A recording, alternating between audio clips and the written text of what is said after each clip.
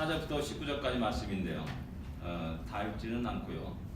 그냥 8절까지만 읽겠습니다. 같이 읽겠습니다. 17장 4절부터 8절까지만 같이 읽겠습니다. 17장 4절부터 8절까지 말씀입니다. 같이 읽겠습니다.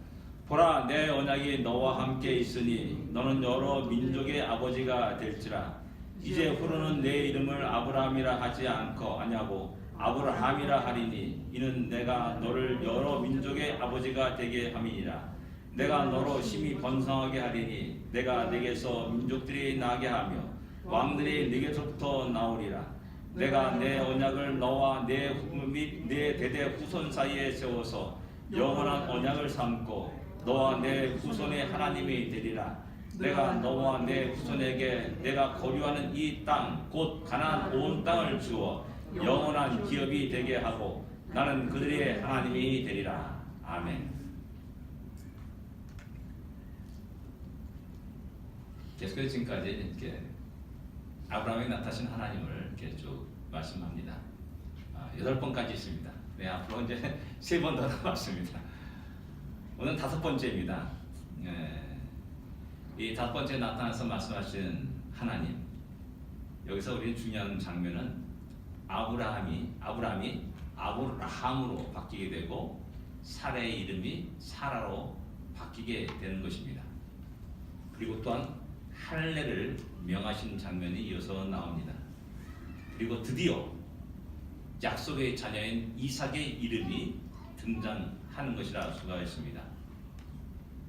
그래서 우리가 제일 먼저 생각할 수 있는 것은 하나님이 아브라함에게 나타나신 때입니다.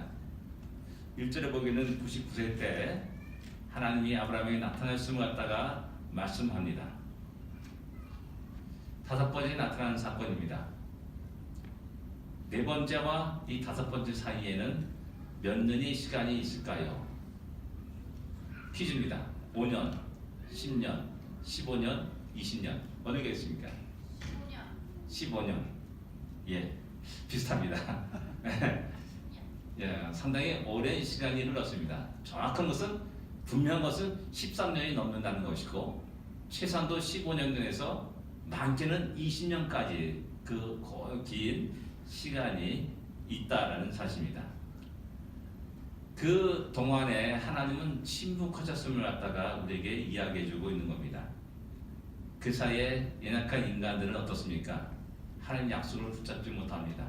하나님 약속을 의지하지 못합니다. 의심합니다. 그래서 사례는 자기 종 하갈을 아브라함에게 주어서 아들을 낳기를 원했습니다. 그래서 그 결과 이스마엘이라는 아들을 얻게 됩니다. 그리고 이제 13년이 흘러갑니다. 이제 13년 돼가지고 이스마엘이 건장한, 나름대로 아주 튼튼한 어떤 청년으로 이렇게 모습을 드러나게 됩니다.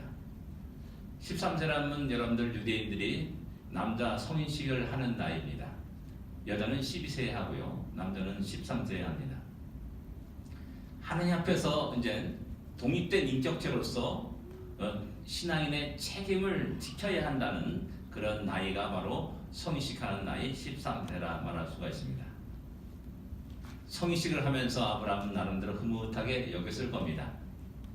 자기 아들, 하나밖에 없는 아들 이스마엘이 참으로 나의 상속자가 되겠구나 라는 그런 생각을 하였을 겁니다. 그 중요한 건 뭡니까?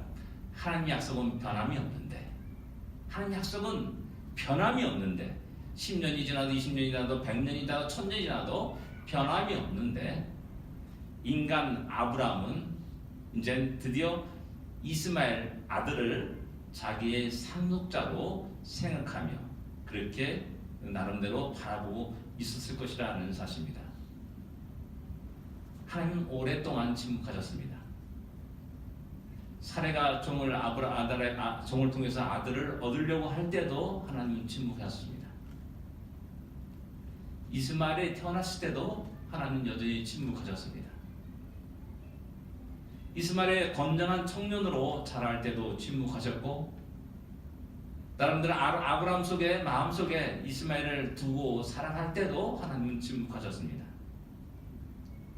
이럴 때 우리 인간은 하나님 약속을 살짝 변질시키려고 하는 유혹이 찾아오게 됩니다. 인간의 본능으로 하나님 약속을 왜곡시키기도 합니다. 그리고 또한 이러한 자신의 생활을 또한 자신의 생각을 합리화시키는 그러한 일도 일어나게 됩니다. 하나님의 오랜 침묵은 내 생각과 내 삶과 나의 계획을 인정했다라고 하는 그런 살짝 그런 생각을 하는 경향도 일어나게 됩니다. 여기서 우리는 하나님의 약속을 오래 품고 살지 못하는 인간의 연약함을 발견하게 됩니다. 그런데 안타까운 것은 우리는 스스로가 강하다고 생각하는 겁니다. 우리는 나의 의지로 나의 지혜로 모든 것을 나의 능력으로 할 수 있다라고 생각합니다. 우리 인간의 연약함을 깜빡 잊어버릴 때가 많다는 것입니다. 그래서 함부로 장담합니다. 함부로 약속합니다. 함부로 맹세합니다. 또한 교만에 이르기도 합니다. 함부로 연약한 자들을 정죄하고 심판하는 경향으로도 나타나게 됩니다.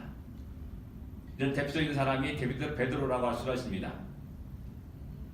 우리 주님이 베드로를 향하여서 오늘 다 굴기 전에 내가 3번 나를 부인하리라 라고 말씀하시지만 베드로는 완강하게 이 말을 부인합니다. 내가 죽을지언정 내가 주를 부인하지 아니하겠나이다 라고 장담을 합니다.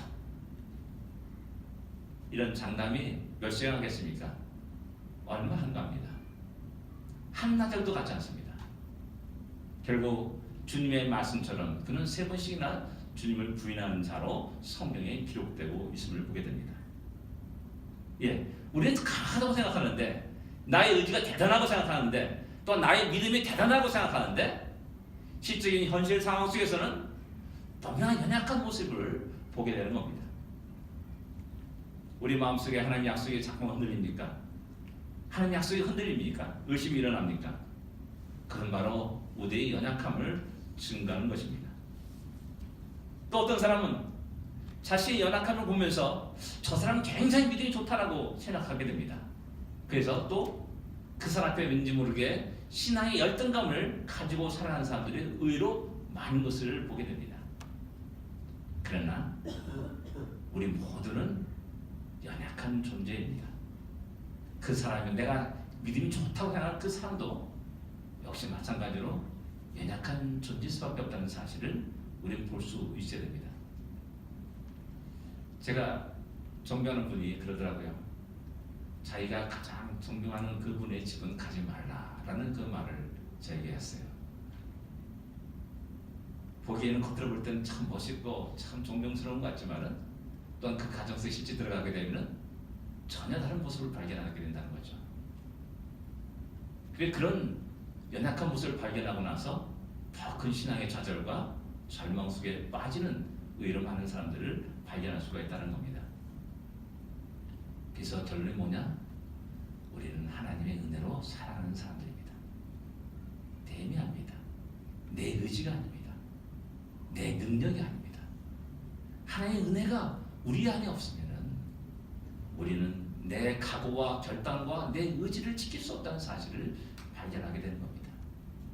함부로 하나님께서 교만한 인생이 되어서는 결코 안 됩니다. 주님의 은혜로 살아가는 인생을 알고 늘어나는 겸손히 주님께 나가고 기도하고 부르짖고 그렇게 살아가는 진정한 믿음의 사람들이 되어 주랍니다. 두 번째 우리는 하나님이 아브라함의 이름을 아브라함으로 바꾸신 겁니다. 그리고 사라의 이름도 사라로 바꾸게 됩니다. 우리나라 사람이나 유대인들은 이 이름을 아주 중요하게 생각하는 민족입니다. 그래서 우리나라 사람들은 함부로 이름을 부르지 않지 않습니까? 그래서 이제 직책을 부르죠. 과장님, 부장님, 사장님, 또 뭐 회장님, 그다음에 장관님, 뭐 이렇게 거의 대부분 이름보다는 그 사람의 직책을 부르게 됩니다. 또 옛날에는 호나 자를 불렀습니다. 그리고 또 어린아이들은 대체로 이제 별명을 많이 부르게 되죠. 특히 이제 어른들을 대하는 데 있어서 함부로 이름을 부르지 않고 함자를 어떻게 되냐라고 이름을 부르지 않습니다. 제 이름이 공진입니다. 공자 진짜입니다. 공자 진짜입니다. 예. 진짜 공짜입니다. 거꾸로 해도 진짜 공짜고 공짜 진짜입니다. 예. 그러니까 이름을 굉장히 소중히 여기기 때문에 이름에 멸시를 받고 조롱받는 그것에 대해서는 너무나 어떤 그 명예에 대해서 굉장히 중요하게 생각하는 것이죠. 이런 것을 볼 때 아브라함의 이름이 아브라함으로 바뀌는 것은 그냥 평범한 사건이 결코 아니라는 사실입니다. 어떤 사람의 인생의 중요한 변화를 의미하고요. 또한 종교적 성향의 일대 변화를 의미하는 것이 바로 이 이름이 바꾸게 되는 것입니다. 근데 중요한 것은 뭐냐면은 아브라함 자신 스스로가 자기의 의지로 결단하여서 이렇게 아브라함이 아브라함이 된 것이 아니라는 사실입니다. 하나님에 의해서 하나님의 의지에 의해서 내가 너를 그렇게 만들어 주겠다라고 하는 의미가 여기 오늘 본문에 장민할 수가 있는 겁니다. 결국 하나님의 의지와 능력과 권능에 의해서 내가 너를 새롭게 만들겠다, 새로운 인생으로 만들겠다 라고 하는 것이 오늘의 본문의 말씀입니다. 곧 여기서 하나님의 계획과 하나님의 크고 놀라운 은혜를 발견할 수가 있는 것입니다. 그래서 우리는 성경에 나오는 하나님에 의해서 이름이 바뀌어진 예를 한번 생각해 볼 필요가 있습니다. 하나님이 주신 이름 누가 있겠습니까? 아브라함의 아들 이삭이 있습니다. 하나님 직접 아들이라 그러니 그 이름을 이삭이라 하라라고 말씀합니다. 그 성경은 언제나 이삭은 계속 이삭으로 나옵니다. 변함없이 이삭이 하나밖에 없으니까. 야곱은 어떻습니까? 약복강가에서 씨름한 후에 그는 이스라엘이라는 이름을 얻습니다. 그런데요, 성경은 계속 이스라엘로 기록된 것이 아니라 어떤 때는 야곱으로 기록되고 어떤 때는 이스라엘로 기록되었는 것을 볼 수가 있습니다. 그 상황에 따라 다르게 됩니다. 또 한 사람은 솔로몬입니다. 솔로몬은 아버지 다윗이 부른 이름입니다. 근데 하나님이 나단 선지자를 통해서 그에게 여호와께 사랑을 입은 자라라는 의미의 여디디아라는 이름을 주십니다. 근데 재미있는 사실은 성경 어디에도 여디디아라는 이름은 나오지 않습니다. 단지 그 순간 나단이 여디디아로 이름을 주었다라는 하나님 주셨다는 그 장면만 여디디아 나오지 창세기부터 계시록까지 아무리 찢어도 여디디아라는 이름은 나오지 않습니다. 오직 솔로몬의 이름이 나오는 겁니다. 재밌지 않습니까? 하나님 주신 이름입니다. 그렇다면 그 이름이 더 많이 쓰여야 되고 더 많이 기록돼야 되는데 솔로몬에 의해서는 전혀 그렇지 않았다는 사실입니다. 그리고 이제 오늘 본문에 나오는 신학에 나오는 이제 안드레의 형제인 시몬입니다. 주님 만나고 주님이 그에게 베드로라는 이름을 주십니다. 그래서 베드로는 야곱과 비슷하게 어느 때는 시몬이라고 기록되고 어느 때는 베드로라고 기록되고 어느 때는 시몬 베드로라고 기록됩니다. 아주 재미있는 이름을 보게 되면 재미있게 기록되는 것을 보게 됩니다. 아브라함은 이 5절 이후에는 아브라함으로만 기록됩니다. 예외가 있습니다. 역대상 1장과 느헤미야 9장에 아브라함이라는 이름이 나옵니다. 근데 그 문맥을 보게 되면 아브라함 곧 아브라함이라고 역대기 1장에서 이렇게 이야기하고요. 느헤미야에서는 옛적에 아브라함을 택하시고 갈대아 우르에서 인도하여 내시고 아브라함이라는 이름을 주셨다. 이렇게 느헤미야에서 기록되고 있습니다. 그러니까 이 이후에 아브라함의 이름은 아브라함으로만 쫙 계속 불려지고 있고 또한 성경에 기록되고 있다는 사실입니다. 그 이유가 무엇이라 생각됩니까? 각자 다양하게 그 이유를 나름대로 생각하고 이야기할 수가 있습니다. 그러나 제 생각에는 이것이 바로 하나님이 주신 그 이름대로 살려고 하는 그리고 자기의 삶을 들려고 몸부림치는 그러한 모습 속에서 하나님이 기뻐하시사 그 이름대로 그를 빚어가지고 이루어 가시는 것이 아닌가 하는 그 생각을 하게 되는 겁니다. 그러나 어떤 사람들은 그 하나님이 주신 그 이름을 소홀히 다룹니다. 아무 가치 없이 내팽개칩니다. 그래가지고 자기의 삶을 하나님 뜻에 맞춰서 살지 못하는, 그래서 어떤 때는 세상에 푹 빠져가지고 전혀 차이 없는, 전혀 분별 없는 그런 삶을 살다가, 또 어떤 때는 하나님이 주신 이름대로 살기도 하고 왔다 갔다 하는 사람이 의외로 많은 것을 보게 됩니다. 이것이 왜 중요하냐면 우리 모두에게는 하나님이 거룩한 이름이 있습니다. 하나님이 주신 이름이 있습니다. 성경에서 우리를 무엇이라 부르는가?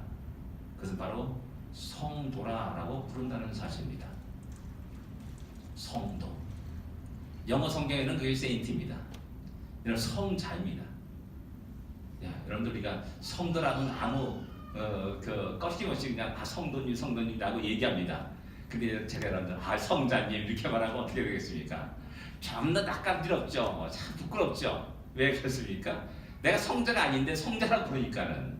근데 성경은 성도나 성자나 세인트나 동일하게 이야기하고 있다는 겁니다. 우리 한글에 이제 성도라고 이름이 있기 때문에 그 번역됐기 때문에 우리 성도 아무 꺾임 없이 얘기하는데 실제로는 세인트라고 이게 영어 성경에 번역되어 있습니다. 하나님이 자녀, 하나님의 백성이라는 그 거룩한 이름을 우리는 가지고 있는 사람들입니다. 더 나아가서 또 예수 그리스도의 종이라는 그 이름도 우리는 받았습니다. 또 세상 사람들을 향하여서 그리스도인이라 말합니다. 또 약간 비하해서 예수쟁이라고 말도 합니다. 군대 가니까 주일날 환자 집합 이렇게 하더라고요. 환자 집합. 예수 믿고 사는 사람 환자라고 얘기해가지고 집합해가지고 교회 가도록 이렇게 한 적도 있었습니다. 이런 모든 것은 하나님이 우리에게 주신 거룩한 이름입니다.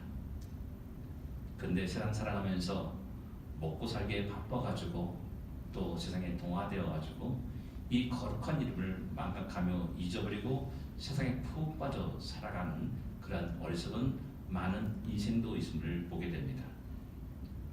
성도이면 성도답게, 또 하나님이 자녀이면 하나님이 자녀답게, 하나님의 백성이면 하나님의 백성답게, 예수 그리스도의 종이라면은 종답게 온전히 우리의 삶을 주께 드리며 살아가는 우리가 되어야 됩니다. 그럴 때 우리는 하나님 진정으로 너는 나의 자녀다, 나의 백성이다, 나의 종이다 라는 그런 흐뭇한 마음으로 우리의 인생을 보시며 우리의 인생 속에 하는 주의 은혜와 복을 쏟아 부으실 것이라는 사실입니다. 우리는 지금 어떤 모습으로 살아가고 있습니까? 성도답게 살아가고 있습니까? 자녀답게 살아가고 있습니까? 아니면 여전히 세상과 변함없이 동일한 생각과 가치를 가지고 동일한 삶을 살면서 그렇게 우리의 시간과 인생들을, 우리의 재능들을 낭비하고 있습니까? 한번 우리 자신의 모습을 돌아볼 필요가 있습니다. 세 번째, 하나님은 이 다섯 번째, 더욱 당신의 약속을 확고하게 확신시키는 것을 보게 됩니다. 2절, 4절, 7절에 보면은 내 언약이라는 표현이 나옵니다. 내 언약, 하나님의 언약입니다. 그리고 7절엔 그 언약이 영원한 언약이라고 이렇게 말씀합니다. 그리고 8절에는 이 영원한 언약 속에 또한 영원한 기업을 너에게 주리라라고 또한 말씀합니다. 내 언약, 그 언약의 핵심은 너로 크게 번성하게 하리라 라고 말씀하고 너로 심히 번성하게 하리라 라고 말씀합니다. 이전에는 그냥 번성하리라 라고 평범하게 기록한 것이 아니라 크게 번성하리라. 그 다음에 또한 6절에서는 심히 번성하게 하리라 이렇게 말씀하고 있습니다. 영원한 언약을 삼고 너와 내 후손이 하나님이 되리라 라고 또 말씀합니다. 하나님이 말씀하는 겁니다.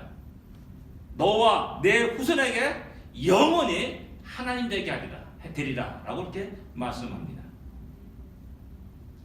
가나안 온 땅을 영원한 기업이 되게 하고 나는 그들의 하나님이 되리라 라고 8절에 이어서 또 말씀합니다. 계속해서 말씀하시는 겁니다.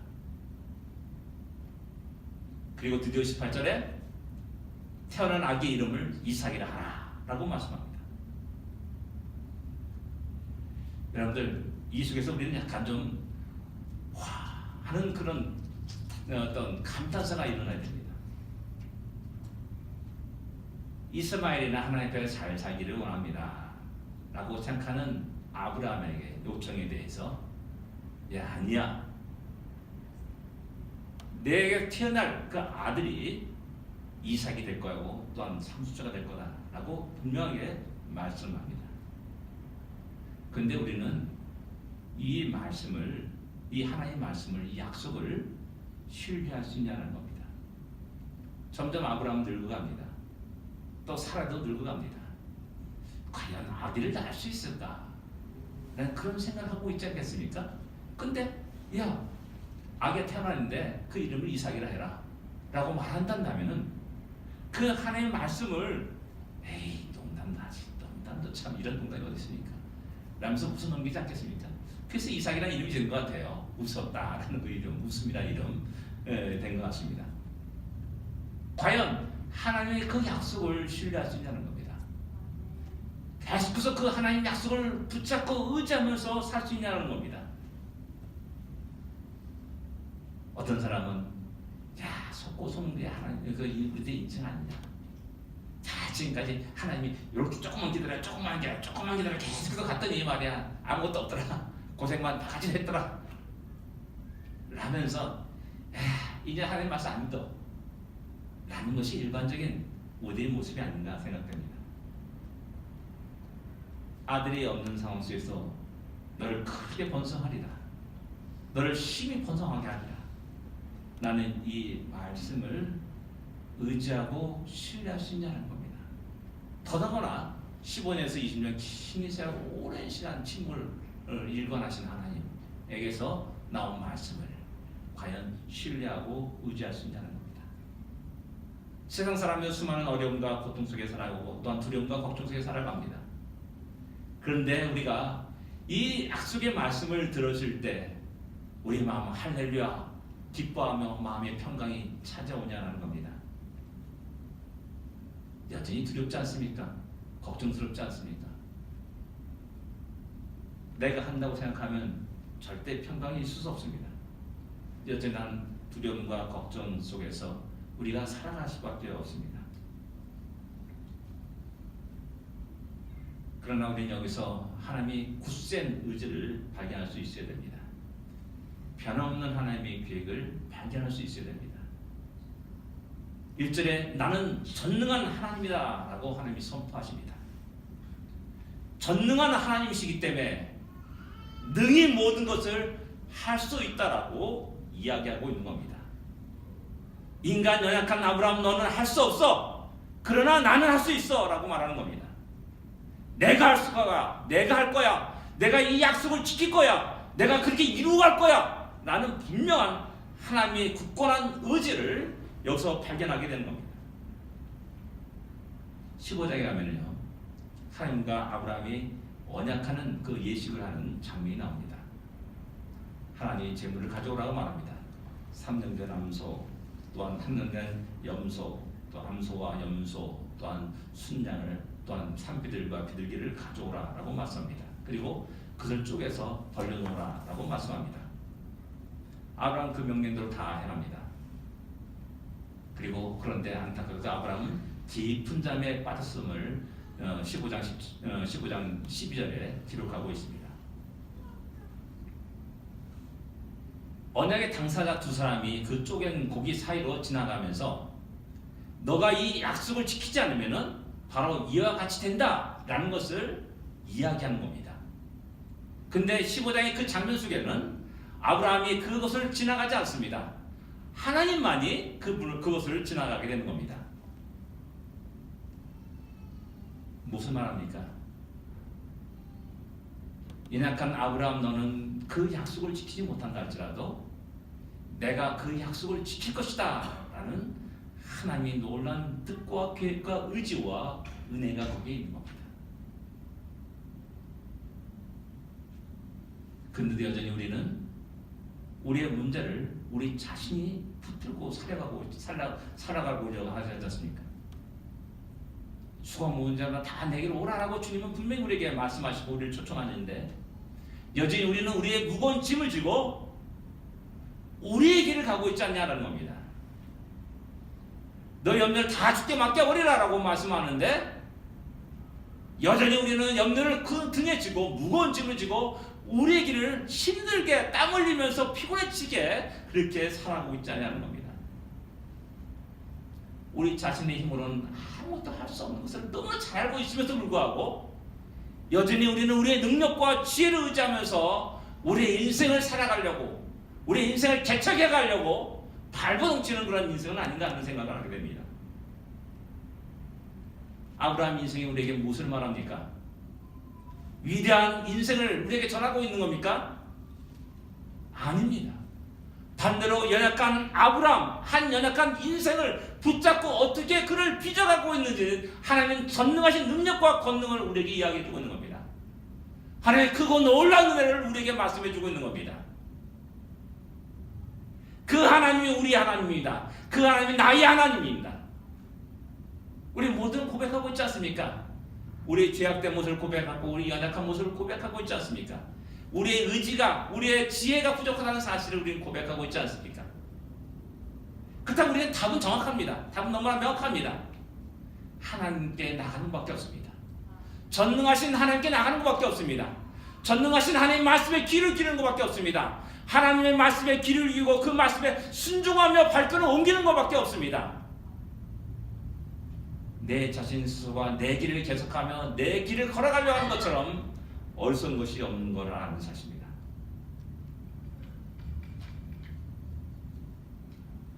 하나님은 우리에게 그런 하나님이십니다. 우리의 연약함을 잘 알고 있는 하나님이십니다. 그럼에도 불구하고 우리를 위해서 이 땅에 예수 그리스도를 보내주셔서 십자가 달려 죽기까지 하셨습니다. 다 우리를 위해서입니다. 그리고 거룩한 성도라고 우리를 부르시고 당시의 백성이요 자녀라고 우리를 부르셨습니다. 비록 그렇지 못한다 할지라도 우리가 성도입니다. 그렇다면 하나님이 우리를 성도 되게 하실 겁니다.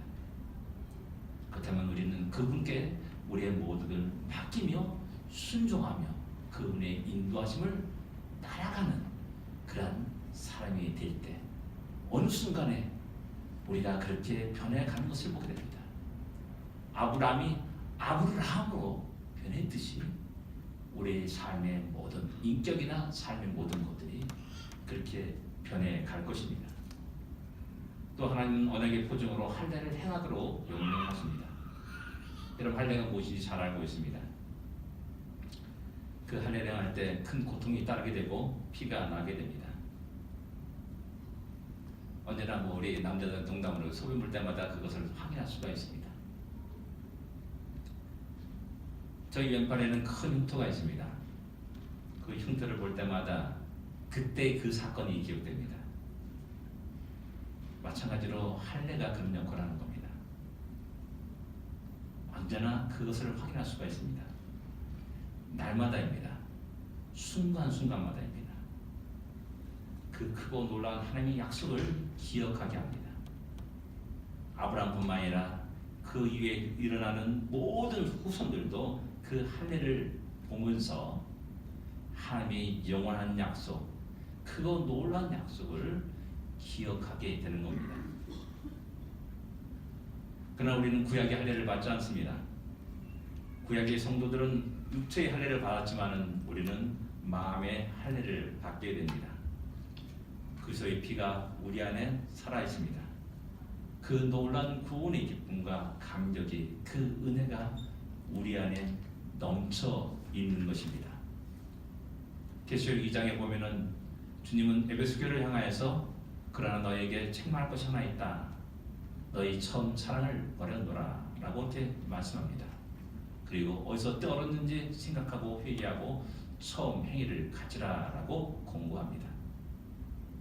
만약에 그렇지 않으면 내 촛대를 그 자리에서 옮기리라 라고 이렇게 말씀합니다.